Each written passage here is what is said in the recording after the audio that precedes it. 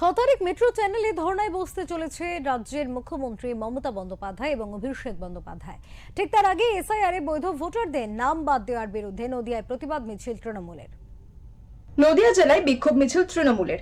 বৈধ ভোটারের নাম বাদ দেওয়া ও নির্বাচন কমিশনকে ধিক্কার জানিয়ে তাদের প্রতিবাদ মিছিলটি হয়। তাদের দাবি, পরিকল্পিতভাবে কেন্দ্রের বিজেপি সরকারের মদতে এসআইআর করেছে নির্বাচন কমিশন, কিন্তু আমরা একটাও বৈধ ভোটারের নাম বাদ দিতে দেব না। তাদের অভিযোগ, বাংলার ভোটারদের ভোট অধিকার নিয়ে ছিনিমিনি খেলতে চাইছে কেন্দ্র শাসিত বিজেপি। প্রয়োজনে গোটা বাংলা জুড়ে চলবে আন্দোলন করার হুঁশিয়ারি দিয়েছেন তারা। খুবই খারাপ, খুবই দুঃখজনক ঘটনা।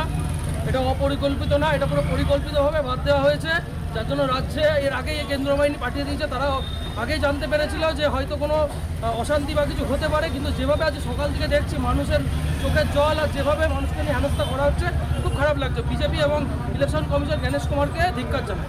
একটা বৈধ ভোটার যেন বাদ না যায়, এটা আমরা আগেও চেয়েছি। আমাদের মুখ্যমন্ত্রী মাননীয় মমতা বন্দ্যোপাধ্যায় এবং আমাদের নেতা অভিষেক বন্দ্যোপাধ্যায় বারবার এই জিনিসটা চেয়েছিল এবং আমরা সেটাই চাই, যেন একটা বৈধ ভোটার যেন নাম বাদ না যায়।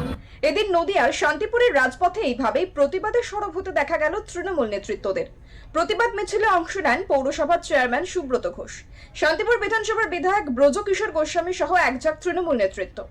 সম্প্রতি রাজ্য এসআইআর চূড়ান্ত তালিকা ঘোষণা করেছে নির্বাচন কমিশন, যেখানে রাজ্যের পাশাপাশি নদিয়া জেলায় শুনানি ডাক পাওয়া প্রায় ৬২,৩০০ ভোটারের নাম ডিলিট করে দেওয়া হয়েছে। এরপরে দুশ্চিন্তায় পড়েছে সাধারণ ভোটাররা। কিভাবে ভোটার তালিকায় নাম তুলতে হবে সেই চিন্তাতেই ছুটছে মাথার ঘাম।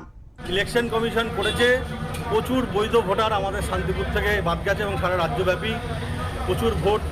যে বাড়ির দেখা গেল বাড়ির 5 জন মেম্বার, 4 জনের ভোট আছে, 1 জনের ভোট নেই।